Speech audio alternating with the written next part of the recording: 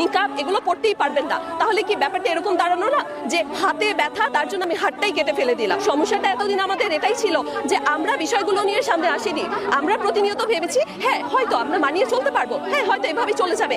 এই যে ছাড় প্রতিনিয়ত আমরা দিয়ে চলেছি, এই ছাড় দিতে দিতেই কিন্তু আজকে এটা এত বড় আকার ধারণ করেছে। আমাদের 5 দাবির মূল দাবি এটাই যে আমরা আমাদের নিকাব এবং পর্দার যে বিধানটা সেটা যাতে আমরা সুন্দরভাবে পালন করতে পারি, এবং তারা যেরকম বলছে যে আমাদের আইডেন্টিফিকেশনের যে সমস্যা, এই আইডেন্টিফিকেশন তো কোনো এখন ইস্যু হওয়ার কথা না। ডিজিটাল বাংলাদেশ আমরা বলছি, তো ডিজিটালাইজেশনের তো অনেক কিছু আছে, অনেক প্রযুক্তি ব্যবহার করে আজকাল আমরা আইডেন্টিটির যেই রিকগনাইজ করার যে ব্যাপারটা সেটা আমরা করতে পারছি। আমাদেরকে এখানে নারী কর্মকর্তারা নেই, আমাদের নারী শিক্ষকরা নেই, তারা চাইলে কিন্তু সহজেই এই শনাক্তকরণের কাজটি করতে পারেন। এমন তো না যে প্রতিনিয়ত ক্লাসে বসে আমাদেরকে প্রত্যেক দিন করে শনাক্ত করতে হবে। তারা কি বলেছে, ভাইবা প্রেজেন্টেশন এই সময়গুলোতে। তো যদি শনাক্ত করতেই হয়, তারা একটা সাইডে একটা কর্নারে রেখে সেই নারীর পর্দা মেনটেন করেই কিন্তু পর্দার অধিকার যাতে ক্ষুণ্ণ না হয় সেটা রক্ষা করেই কিন্তু তারা এই শনাক্তকরণের কাজটি করতে পারে। আমার বোনেরা, আপনারা অনেক সম্মানিতা, নিজেদের সম্মান সম্পর্কে সচেতন হন।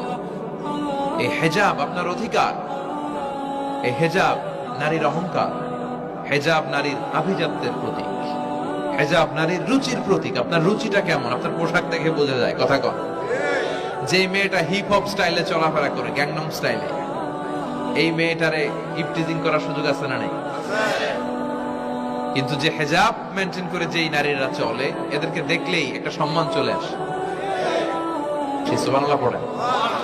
নারীদেরকে তো ইসলাম মর্যাদা দিয়েছে।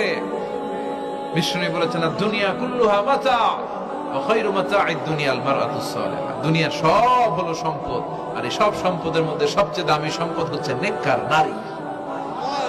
এদের পেটগুলা খনি। এই নেককার নারীগুলো যদি হেজাব মেনটেন করে, এই পেটগুলো থেকে আল্লাহওয়ালা বেরোবে, নাজমুস সাকিব বেরোবে, কারি আহমদ বিন ইউসুফ আল আজহারি বেরোবে, বড় বড় মুফাসসিরে কোরআন বেরোবে। আর যদি হেজাব না করে, জি বাংলা স্টার জলসা নিয়ে মশগুল হয়ে থাকে, হ্যাঁ, টেন্ডারবাজ, চাঁদাবাজ, ডাকাত, এগুলো বেরোবে। ওজনে কম দিবে, খাদ্যে ভেজাল দিবে, মাছে ফরমালিন দিবে, গাঞ্জার টাকার জন্য লাথি মেরে মারে ঘর থেকে বের করে দিবে।